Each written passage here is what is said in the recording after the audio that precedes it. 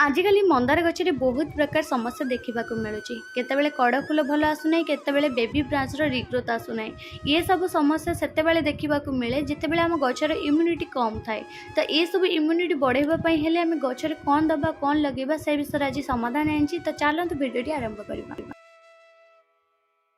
किंतु मंदार डाल आम काटी था गोटे लोभरे कौन कहले मंदार डाल काटती जमी अधिका फूल गच पाइबापी कहीं डालू तो आजिकल बहुत सारा फूल गच हो जाऊँमर तो से आम डाल गुड़ाक काटी था कि आउ नुआ नुआ से डालू गच करने सहित डाल जो काटी था जो गचरू से गचरे जमी नुआ कुआ दब आ बहुत सारा ये भाव कड़ फूलर भरपूर आसो से आम बहुत लोभरे अधिकांश समय आम काटी था किंतु बेले बेले आम एमती किसी भूल करें जहाँपाई आम मंदार गचरे कड़ फूल आसवा बदल गचर ग्रो कमी जाए आउ नुआ ब्रांच दबा भी कमी जाए जमी तलू बेबी ब्रांच डेभलप हुए कि नुआ ब्रांच भी रिग्रोथ आसेनि। तो आज मुझे गोटे बहुत बढ़िया उपाय आनी तो कौन करेंगे जमी आपण मंदार गच काटी सारापर आपण मंदार गचरे मात्र 4 ରୁ 5 दिन भितर बढ़िया भाव पत्र दबा आरंभ कर से विषय आज तो आपको जनइबी बहुत बढ़िया उपाय मात्र 4टी टिप्स आप गच सुस्थ हेल्दी आ सहित ब्रांच हरभरा रही। चलते आरंभ करवा डेरी न करके आज ब्लॉग किचन गार्डन गोटे सुंदर फ्रेश ब्लॉग को आपण स्वागत करुचे। आज ब्लॉग बहुत ही यूजफुल आ सहित बहुत ही हेल्पफुल मत भल लगे मत तो बहुत ही भल लगे ये सब जाक मोर ए वर्षा दिन ही मो गच को प्रनिंग करनिंग मात्र मोर 7 ରୁ 8 दिन भितर गचर रिग्रोथ बहुत बढ़िया आसला। ये गचर मुझे एमती किसी लगे यार डाल पत्र जो यार रिकवरी आमती यार नुआ ब्रांच डेभलप हो नुआ ब्रांच देखा मिलूचे। तो किंतु किछिटा गछ अच्छे खाली खेंटा होकर रोचे जमी खाली डेंगा होकर रोचे किंतु तार ब्रांच डेभलप आसने कि तार ऊपर भाग गुड़ा सुखी जाऊँच पछे ये भाव किंतु तार पत्र दौना। तो सेमती हेल्ले आप कौन करेंगे आप मंदार गचरे चलते जाना। तो प्रथम यार अग भाग जदि पोड़ी जाए भाव सुखी जाऊँगी प्रथम काटी दिंतु जी पोजिशन जली जी पोजिशन पोड़ी ये मोर कला पड़ जाता कौन से पत्र खराब होनी केवल पोड़ी जाता ये कला पड़ जाता मंदार गछ मुझे 3टा जिनस नहीं चली आसली। तो 3टा जिनस कौन कौन आप देखा प्रथम लेंबू गोटे फाड़ आनी गोटे पियाज आनी आ गोटे एलोवेरा। तो ये सब कौन कौन फायदा अच्छे आपको कहूँ एलोवेराटा हूँ बहुत पिता यार जेलटा से आमर गचर ये सब लगे जो डाल केना पची हो सुखी हो डाल केनार ये सब को लगेदे आउ से सुखबनी कि कला पड़ोनी ये पितांशरे जदि ये पिताटा लगिला ऊपर भागे जोटा आम जो ब्रांचटा काटी था तार ऊपर यहाँ लगेले से कौन से फंगस पसेनी कौन से पोक लगी न था कि कौन से जुआ लगी न था। तो से मुझे एलोवेरा एलोवेरा ए छोट छोट पीस कर दिए प्रथम आपण मन कहूँ पियाज केमती कौन करके प्रयोग करवा।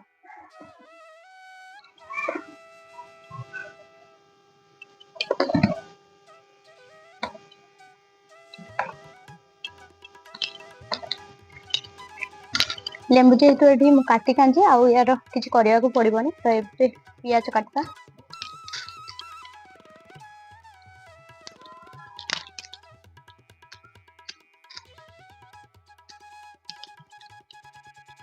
पियाज को मात्र फाड़ करदे मझी मझी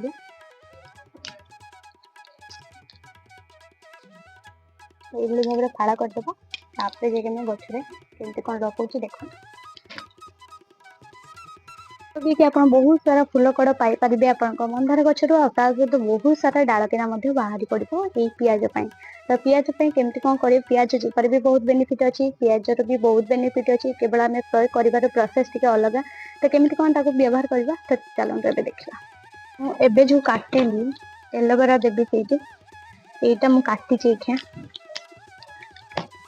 ये प्रथम कौन करेंगे से प्रथम लेंबू फाड़ जो आनी लेंबू फाड़ को घसीदबा लेंबू रसटा तापर एलोवेरा जो पीस काटी एलोवेरा छोट छोट खंड करके से लगे रखीदबा काढ़ी जदि खाली जेल मारियार अच्छे भी जेल मारी पारे ना लगे रखीदे कला पड़ा को जमा भी दबनी ये जदि लगे रखीदे। तापर पियाज पियाज बहुत फायदा अच्छे पियाज तो आमर ब्रांच डेभलप होता है तो ये पियाजटाକୁ ଅଗିରେ ଲଗେଇବେନି ଆଦୌ। ପିଆଜଟାକୁ ଏଇଭଳି ଭାବରେ ହାଲକା ହାଲକା କରିକି ତାର ଡାଳରେ ଲଗେଇଦେବା।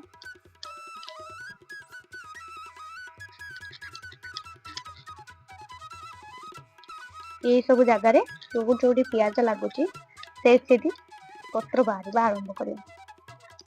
ଏଇଭଳିଆ କରିକି ମୁଁ ଦିଟା ଗଛରୁ ବହୁତ ସାରା ଗଛର ଗ୍ରୋଥ ଦେଖୁଛି, ଡେଭଲପ ହଉଛି ଗଛର, ଆଉ ବହୁତ ସାରା ନୂଆ ନୂଆ ପତ୍ର ବି ଦଉଛି ଯୋଉଠି ଯୋଉଠି ମୁଁ ଲଗେଇଥିଲି ପିଆଜ ରସ। ସେଥିପାଇଁ ଏସବୁ ଗଛରେ ବି ସେଇଥିରେ କରିଦେବା।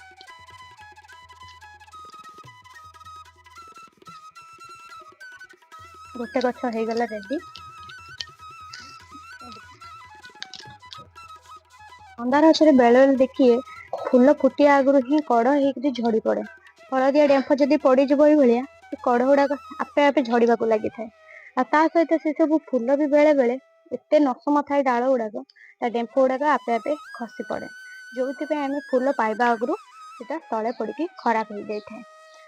ସେଥିପାଇଁ କଣ କରିବେ, ତ ସେଥିପାଇଁ ଆପଣ କଣ ସ୍ପ୍ରେ କଲେ ଆପଣଙ୍କ ଗଛର ଏଇଭଳି ଭାବରେ ଫୁଲ ଝଡିବନି, ତା ପାଇଁ ବି ଆପଣଙ୍କୁ ଗୋଟେ ବହୁତ ବଢିଆ ଉପାୟଟା ଆଣିଛି। ମନ୍ଦାର ଗଛରେ ବି ସେଇଭଳି ଭାବରେ ଘଷି ଦେମି ପିଆଜ।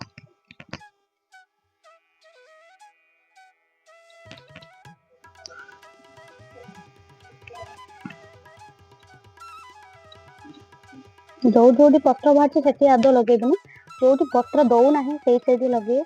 ଦେଖିବେ ବହୁତ କମ ଦିନରେ ସେଇଠି ସବୁ ପତ୍ର ବାହାରିବାକୁ ଲାଗିବ। ତ ଏଠି ଉପର ଭାଗରେ ପିଆଜ ଲଗେଇନି, ଉପର ଭାଗରେ କଣ ଲଗେଇବା ଦେଖନ୍ତୁ। ଲେମ୍ବୁ ରସ ଯୋଉ ଟିକେ ଘଷି ଦବ, ତାପରେ ଗୋଟେ ପିସ୍ କରିକି ଏଲୋଭେରା ଦେଇଦବା। ଏଲୋଭେରା ଜେଲ୍ ବି ଖାଲି ଲଗେଇ ପାରିବେ, ମୁଁ ଏଠି ଏଲୋଭେରା ଦେଇ ଦଉଛି।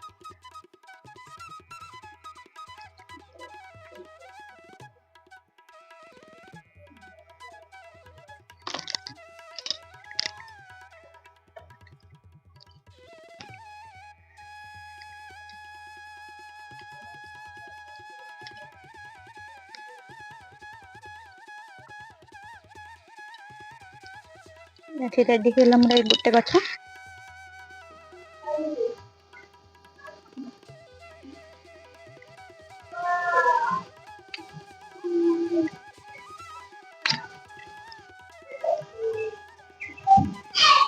ଗଛ ପୁରା ଉଦା ହେଇକି ସନ୍ତସନ୍ତିଆ ହେଇଯାଇଥିଲା।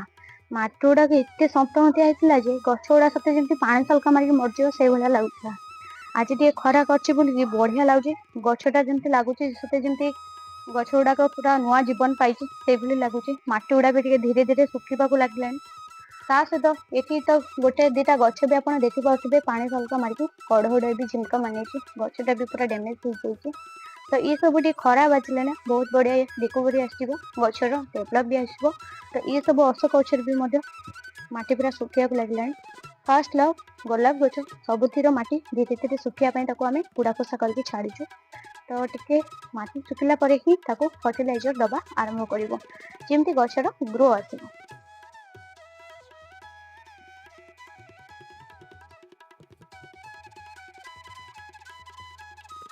ଠିକ ଅଛି, ଏଲୋଭେରା ଜେଲ୍ ଆଉ ପିଆଜ ତାକୁ ଅନ୍ୟ ଗଛ ସବୁ ଲଗେଇଦେନି ଯେମିତି ଭଲ ଗ୍ରୋ କରିବ। ଫାଇନାଲି ଦେଖନ୍ତୁ ସାଙ୍ଗମାନେ, ଯେତିକି ପିଆଜ ଲଗେଇଥିଲି ପିଆଜ ରସ ଲଗେଇବା ଦ୍ୱାରା କେତେ ବେନିଫିଟ୍ ଦେଖନ୍ତୁ। ପିଆଜ ରସ ଲଗେଇବା ପରେ ପରେ ଗଛର ଦେଖନ୍ତୁ ପୁରାପୁରି ଡାଳ ପତ୍ର କେତେ ସୁନ୍ଦର ଦଉଛି, ପୁରା ତଳଠୁ ହିଁ ବଢିଆ ଭାବରେ ରିଗ୍ରୋଥ ଆସୁଛି ଡାଳ ପତ୍ରର। ଗୋଟେ ଦେଖନ୍ତୁ ସରୁ ଡାଳଟେ, ଏଠି କେତେ ସାରା ଦେଖନ୍ତୁ ପତ୍ର ବାହାରିଛି। ଅଗି ପତ୍ର ଦଉଛି ଯେ କେବଳ ଅଗି ପୋଜିସନରେ ସେଟା ନୁହେଁ, ଏଇଟା ପୁରାପୁରି ଦେଖନ୍ତୁ ପୁରା ମୂଳ ଡାଳରୁ ହିଁ ଆରମ୍ଭ କରିକି ପତ୍ରଟା ଆରମ୍ଭ ହେଉଛି ପୁରାପୁରି ଶେଷ ପର୍ଯ୍ୟନ୍ତ। ଏଇଭଳି ଭାବରେ ପତ୍ର କଞ୍ଚଉ ଆଉ ଏଇଭଳି ଭାବରେ ଡାଳ କିନା ଭଲ ଦଉ ଆଉ ଗଛର ଭଲ ଗ୍ରୋ ଆସୁ। ଯଦି ଆପଣ ମାନେ ବି ଚାହୁଁଛନ୍ତି ତାହେଲେ ମନ୍ଦାର ଗଛରେ ଥରେ ଏଇଭଳି ଉପାୟ ନିହାତି କରନ୍ତୁ। ଥରେ ଏଇ ପିଆଜ ରସକୁ ନିହାତି ଭାବରେ ଥରେ ଲଗେଇକି ଦେଖନ୍ତୁ, ଆପଣଙ୍କ ମନ୍ଦାର ଗଛରେ ବି ମୋତେ ବହୁତ ବଢିଆ ଭାବରେ ଡାଳ କିନା ଦେବ ଆଉ ବହୁତ ବଢିଆ ଭାବରେ ନୂଆ ପତ୍ର ବାହାରିବ। ଯେତେ ପତ୍ର ବାହାରିବ ଶୀତ ସେତେ ଆଉ ଆପଣଙ୍କ ଥଣ୍ଡା ଗଛର ଦିନ କିମ୍ବା ଫୁଲ ବର୍ଷା ଦିନରେ ବହୁତ ବେଶୀ ବଢିଆ କରି ଭାବରେ ପିଆଜ ଚୋପାର ଫୁଟିବ। ଫର୍ଟିଲାଇଜର ଗଛ ମୂଳରେ ଆମେ ଆଡ୍ କରିଥାନ୍ତି, କାହିଁକିନା ପିଆଜ ଚୋପା ଗୋଟେ ପ୍ରକାର ଗରମ ଫର୍ଟିଲାଇଜର, ଯେଉଁଟାକି ପୁରାପୁରି ଆମ ରୁଟ୍କୁ पूरा सुस्थ रखी थाए कौन फंगस रु रक्षा करने सहित आम गच को बहुत ही सुस्थ रखे कौन जीवाणु भी मत जन्मी न थाए पियाज चोपा बहुत ही गरम कारण पियाज चोपारे गच को फस्फरस अधिक मिलता है तो से आम गचर पियाज चोपार रस देता किंतु पियाज चोपार रस केवल नुह पियाज चोपा भी जब आप लगे गचर पियाज डायरेक्ट भाव में काटिक ताले गचर जो फस्फरस आउ जो पियाज चोपार जो थाए जो विटामिनटा सेटा हूँ आम जोटा नाइट्रोजेन थाए तो नाइट्रोजेन हूँ आम कि परिमाण थाए जोटा कि आम गचर रूट को डेभलप करें आउ कि गचर ब्रांच को भी डेभलप करें पियाज चोपारे जी बेनिफिट थाए पियाज रसर भी मतलब से बेनिफिट थाए पियाज चोपा देके आम ढेर सारा फूल पाई था जहाँ को आम फर्टिलाइजर भाव में तैयारी करके गछ मूल आड करते आगुरी हुए तो आपण मैंने शुणी बा ट्राए भी करेंगे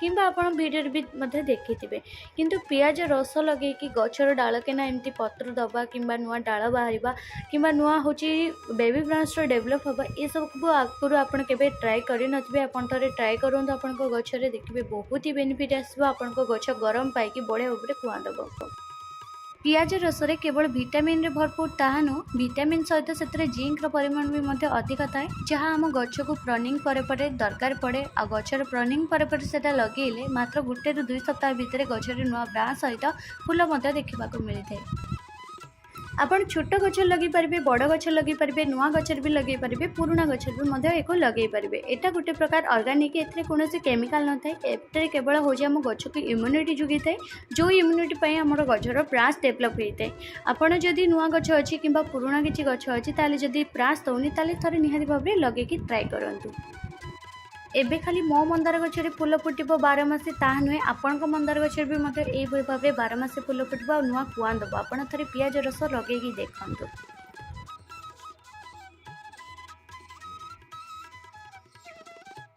बहुत सारा गचर डालना पाइपर आ बहुत सारा बेनिफिट आपको मिल तो आज टिप्स आशा करूँ भल लगे लाइक श्योर करने चैनल नुआ सब्सक्राइब करने पुणी देखा नुआ वीडियो रही जय जगन्नाथ बाय बाय।